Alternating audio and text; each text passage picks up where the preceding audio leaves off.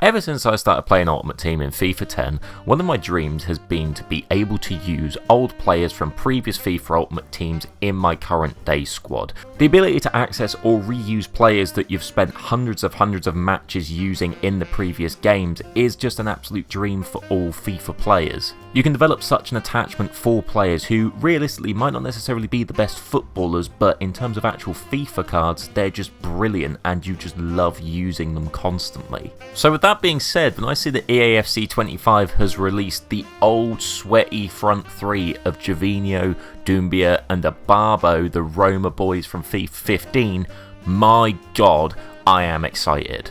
However, is this actually a good thing for EAFC moving forward, or is this just a cheap nostalgia bait in order to reel in old fans and just make a buttload of money in the process?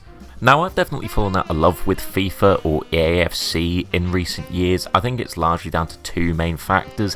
A, the gameplay is just shit, like connectivity issues constantly, matchmaking bugs, it's all just not improved upon at any point throughout the series of games. And I find that the second major issue that I have with it is the fact that if you want to actually have a proper elite creme de la creme level team, you either have to spend a buttload of money on it or basically treat FIFA as a second job just on the sheer amount of games you have to play, SBCs, evolutions, timed objectives. It's just not sustainable if you have any form of work life.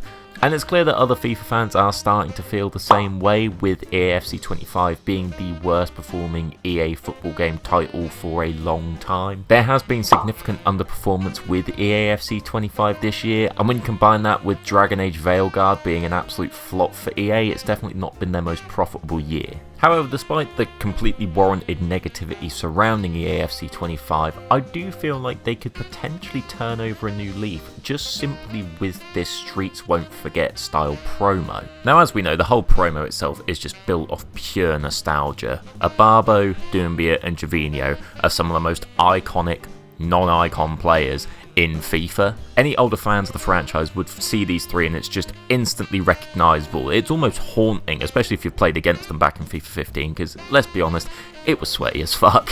Whether you had them or you were against them, either way it was an iconic experience at the time.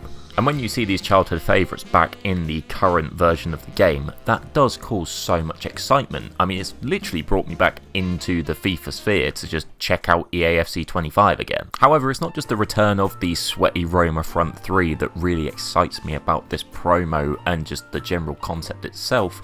It's the fact that we've actually never seen this concept before. Like, we've always had players come back in the form of icons and heroes, but we've never had players brought back from previous games who are just like greats of FIFA. And as a concept, that in itself is phenomenal. I know we have like flashback cards and other sort of special items of players that are great in FIFA, but they are still currently playing. These are three players that have hung up their boots, so to speak, and they are still in the game again. That is cool. The fact they've been able to create this promo also just gives so much awesome potential for the future. Like, there is so many players that could be considered sort of cult heroes or Streets Won't Forget cards. Like, off the top of my head, you've got Julian Draxler, Freddie Guarin, Ryan Kent, Andre Schürrle, Marco Reus, Abate, Raja Nainggolan, Jefferson Farfan. Like, the list goes on. There is so many that I'm definitely not thinking of at the top of my head. But you could almost create not just a promo with this, but like an actual form of card in a similar vein that you have the heroes and the icons. You could just have Streets Won't Forget cards that get updated and released more of every single year.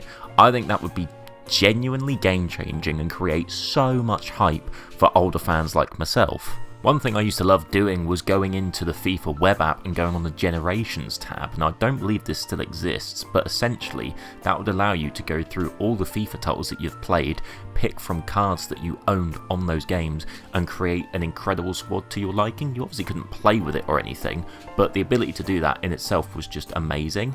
If that's something that could be built on and built towards potentially making an actual fully fledged playable team in future games, that would be fantastic. Again, there are definitely a lot of flaws with this, like actually having to get the rights to use certain players or all former players all over again might be difficult when they're not at their parent clubs.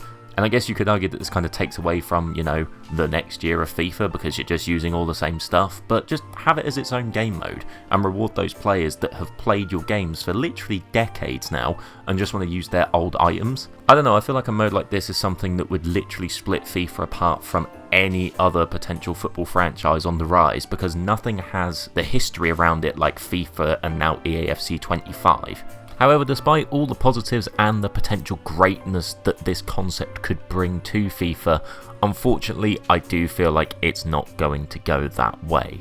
Now, when you think about promos that are fully baked upon nostalgia, they're obviously fantastic. However, to me, they do demonstrate a bit of a lack of idea. Like bringing back cards that were previously really overpowered and putting them in a new game isn't a new concept for EA whatsoever. And although I personally think it's awesome, there's definitely fans out there that, you know, at this generation's version of FIFA kids as such, that won't have a fucking clue who these three players are. I just feel it sets a bit of a poor precedent for the future of EAFC, particularly when you're constantly bringing back these old favourites, because if you are going to constantly do that, this does kind of limit the ability for new Streets Won't Forget players to be created, because everyone's just going to get all the old ones that they loved and enjoyed playing with when they were younger, that it kind of restricts the ability for there to be new sort of cult classic players created and birthed into FIFA.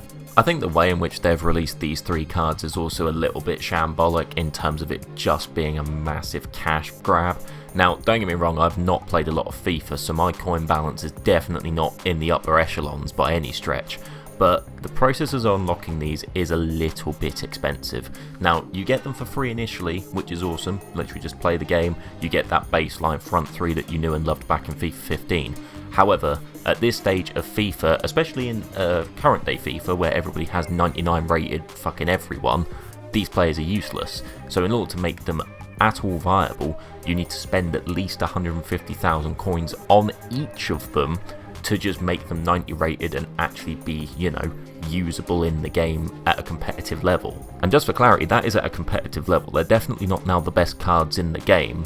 Honestly, they're not really anywhere near them when you look at Team of the Year and things like that, but that's just to get them to 90 rated. Not to mention the fact that these players are obviously untradeable because, you know, they're free given cards, they're not going to let you sell them, so you're essentially investing 450,000 coins into three players that you cannot get rid of. I know you could put them into SBCs, but realistically you're not going to get that value back from them at all. Now, if like me you've bought these based on pure nostalgia, you're not going to care because you're not going to get rid of them anyway, but if you're like a legitimate, you know, club owner and you want to do the best thing to get your club as good as you can, that's a horrendous decision to make. I don't know, maybe I don't understand FIFA as well as I used to anymore, but to me 450k is not easy to get a hold of regardless of how long you've been playing the game. Like, that is a substantial amount of money. So to me, if you want to fully celebrate them in this FUT Birthday environment that they've been entered into, I feel like they should have been fully upgradable freely, at least to the 90 rating. Sure, you could make it take like 100 games to do it if you really wanted to, but it kind of defeats the soul of them in making them a literal cash grab. Also, if you really desperately wanted to market them, just put them in an actual FUT Birthday promo, which they have done. You can just go out there and buy these players. Granted, they're probably like millions of coins each, but they are actually there on the market. So you already would have made your money out selling packs through that respect. I just think it really sums up EA the fact that it's been 10 years since these players have been relevant, and it's not like it's brand new content in that respect because, you know, they're players that we've seen before, and yet you've still made them relatively expensive in order to unlock. And I know you could make the argument of, oh, well, they're 150k each, you could just do one or two, you don't have to do them all. Let's be honest, anyone who is at all a fan of this trio is going to do all three. You're never just going to do one of these evolutions, so you know it's going to cost you a big chunk of money, and the only other way around that is to do what I did and just buy FIFA points, because my time is worth more than it takes to get 450,000 coins on FIFA at the minute. Granted, I don't care how much time you dump into FIFA, that is a lot of coins, even if you are a fully avid player. And if you've got the coins there to do it, fair play to you, 100%.